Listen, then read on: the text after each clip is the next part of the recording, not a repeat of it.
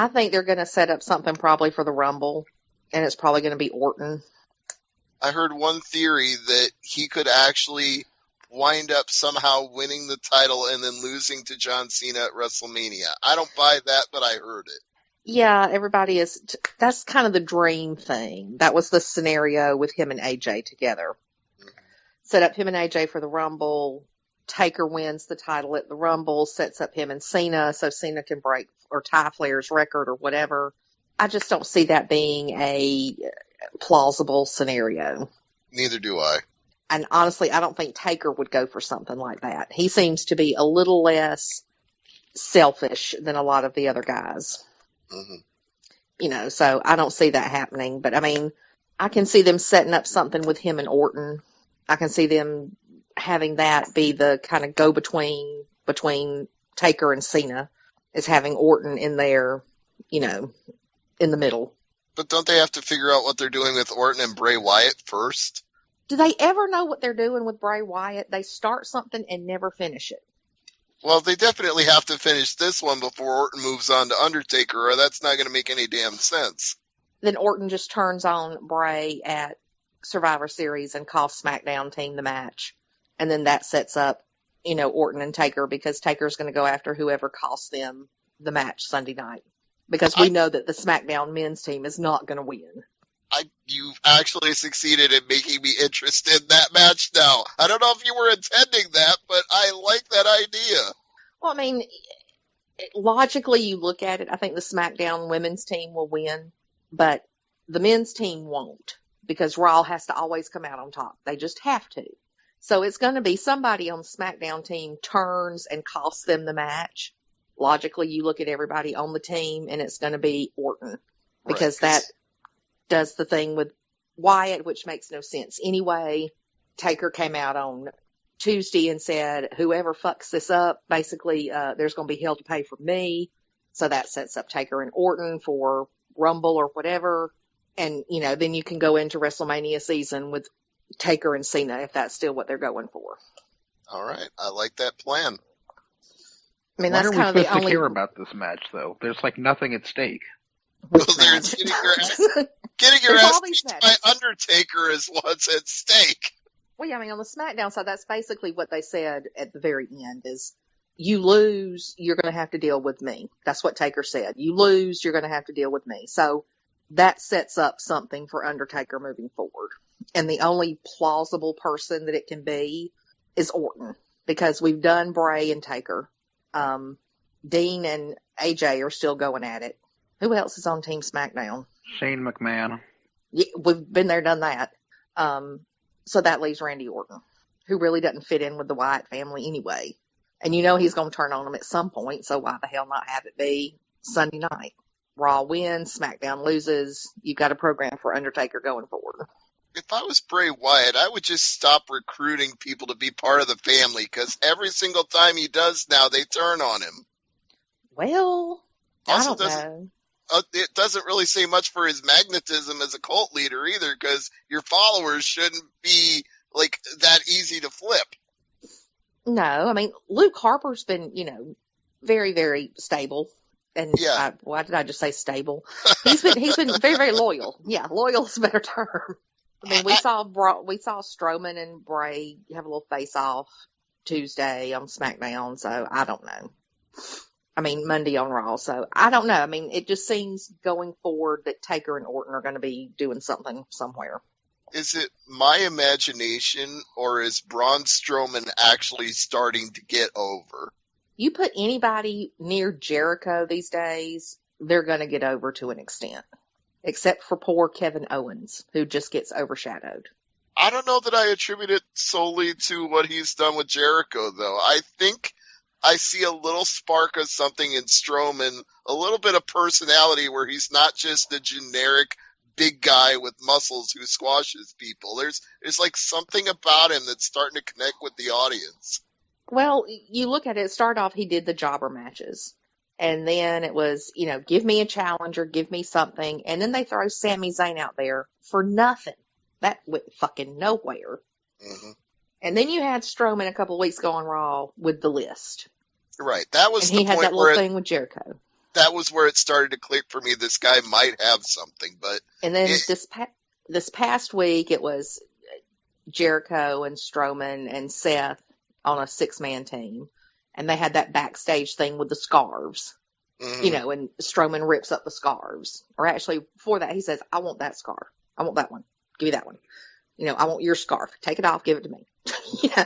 And it was, he's got that spark, but he's going to have to be able to work with someone that can bring that out in him. Right. And putting him with the returning Big Show ain't going to do it. Well, I guess Big Show is in better shape, though. I've heard he's dropped about 80 pounds in his time off. Yeah, but the Big Show is no Chris Jericho. No, but I think Big Show, for a big guy wrestler, has always been one of the better ones that there's been in the business. So, yeah, but you don't see that spark from Braun Strowman when he's in the ring.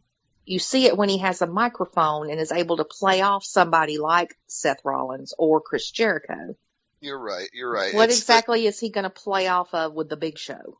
You're right. In the ring, there's not a lot for him to work with, unfortunately. So it won't help him there. But at least if they turn it into what I've heard it's going to be, where it's a body slam challenge, then at least it'll be a throwback to the 1980s, and I'll enjoy it for that. I liked body slam challenges. I liked Andre the Giant, Big John Studd. That was fun for me as a kid. But this isn't the 80s anymore. That shit doesn't work. I know it doesn't. I know it'll be horrible, but it's one of those things where it's going to be just for me and nobody else. It happens every now and then, just like a Yujiro Takahashi match. Sometimes it's just for me and nobody else. That's fine. If it floats your boat, that's fine. Exactly. It's not going to float 95% of the audience's boat. We're going to shit on it. Yeah, and I understand why. I'm not disputing it. So, well, do we want to run through the cards right quick so that, people know what is coming up? Right. Let's start with TakeOver. The Revival versus DIY, Johnny Gargano and Tommaso Ciampa. I want them to win. I don't think they will. What do you think, Abby? I think they will win. Jason, what do you think? Yeah, I'm gonna say the Revival here retains. Yeah, 2 out of 3 for the Revival. So next and it's we have 2 out of 3 falls too. Oh, well, yeah, that's a good coincidence, I suppose. Then we have, as we previously talked about, the Mighty Don't Kneel, or TM61 as they now have to be called, versus the Authors of Pain, with Paul Ellering suspended over the ring in a cage, but the Authors of Pain will win. That's my prediction. Yeah, and I don't even like them, but I like, Paul in a cage. I do too. Jason? Yeah, this is going to be a complete squash. Authors of Pain are going over. All right. Then we have Bobby Roode versus the Perfect 10, Ty Dillinger. I suspect Bobby Roode wins. I think it's a good match, though. Jason? They're never going to push Ty Dillinger, ever. Bobby Roode's going over. Abby? I will be muting the first part of this match so I don't have to hear the music. But yeah, Bobby Roode will win. And then we have Asuka and Mickie James. We already know what Kevin thinks. Abby, what's your prediction? Yeah. It's kind of a lose-lose deal either way, but I don't see Asuka losing. No. Asuka wins by murder. Jason? I could not agree more. Asuka wins by murder. And in our main event, Shinsuke Nakamura and Samoa Joe, singles match for the NXT title. What do you think, Jason? Double homicide, but Shinsuke comes out the victor. Shinsuke retains. Abby, what do you say? I don't really care who wins or loses this match as long as whoever loses ends up closing the show at Survivor Series in a face-off with Brock. All right. That's the TakeOver card. And then, of course, there's Survivor Series. Briefly, we'll be brief about this. We'll run this one down. Let's start with The Miz and Sami Zayn. I believe I already said Sami Zayn's going to win. That's my official prediction. Abby? Sami. Jason? Who the fuck cares? Oh, come on. Don't you at least care about Sami Zayn? Come on. Let me flip a coin here. Okay, heads it's going to be The Miz, tails it's going to be Sami Zayn. It is heads, so The Miz is going to win. Boo. Yeah. I don't even like The Miz, but I like this match even less. I think it'll be a good match. Sami will get a good match out of Miz. I have no doubt about that. Crickets, I guess, to respond to that statement.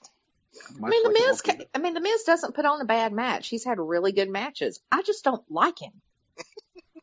And It's I not that really don't like him. Sammy. He just bores me. I just want Sammy to win and go to SmackDown.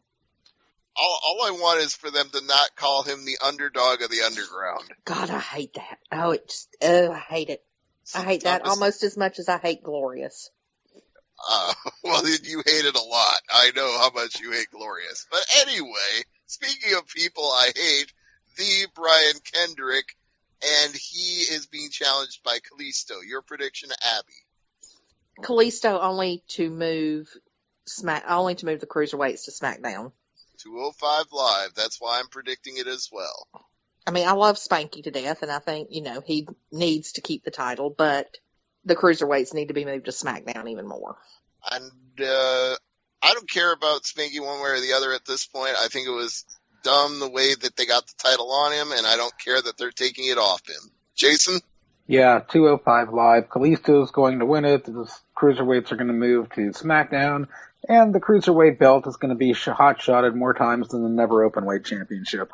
Which is exactly what they didn't need to do to establish the new cruiserweight title, but that's what we've got. So, yep.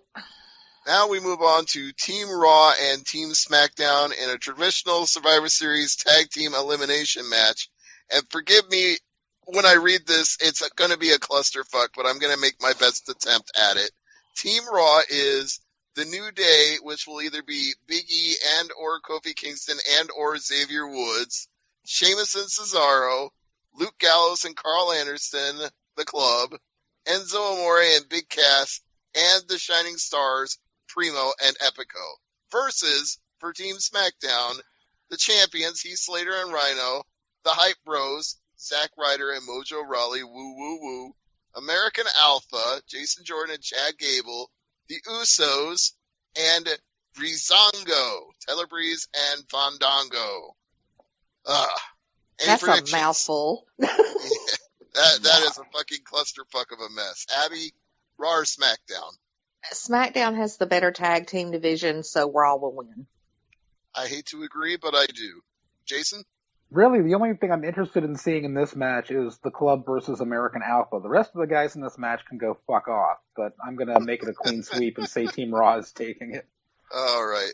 Then this one makes a little more sense. It is a little easier to digest. We have the women's elimination match with Team Raw being Charlotte, Bayley, Nia, Alicia, and Sasha. And SmackDown's team is Nikki, Becky, Alexa, Carmella, and Naomi. Abby, your prediction? SmackDown. Team SmackDown has the better roster. I agree. Jason? SmackDown. All right. We have one more team match, and that's Team Raw, Kevin Owens, Chris Jericho, Roman Reigns, Braun Strowman, Seth Rollins, and Team SmackDown, AJ Styles, Dean Ambrose, Bray Wyatt, Randy Orton, and Shane McMahon, with James Ellsworth as the official mascot. Now, Abby, you go first. I'm sticking with my theory of Orton turns on Bray to cost SmackDown the match, and Raw wins. Raw wins the tag team, SmackDown wins the women's, Raw wins the men's. All right, okay. Now I'm on the same page with you. Okay. Jason, what do you think? Roman Reigns is going to throw a Superman punch that completely knocks out all 5 members of the other team, and Team Raw is going to win. You just described Vince McMahon's wet dream. Yes. Stupid Vince, stupid booking. It's all Tana's fault. Somehow, yes. His hair is to blame for this. Yes. If he'd wear that ponytail more often so I could make fun of it, all of wrestling would make sense. Vince McMahon is the real heretical doctrine. Oh, yes. Well, one more heretical doctrine must be examined before we let this show end tonight. Brock Lesnar and Goldberg in the main event. What's going to happen here? I think we know, but I want to hear what you guys say. Abby? If Goldberg doesn't die or break a hip, Lesnar's going to win. Lesnar's going to win no matter what, but I just hope that, 50-year-old Bill Goldberg, who hasn't been in a ring in a dozen years with his tweaked shoulder, doesn't get literally hurt and injured. Goldberg gets at least a 1-minute hope spot in this match where he gets to jackhammer and spear, and then he loses. Jason? Yeah, Brock's going over, and hopefully we'll get to see a little bit of offense out of Goldberg, but it's not looking good for him. No.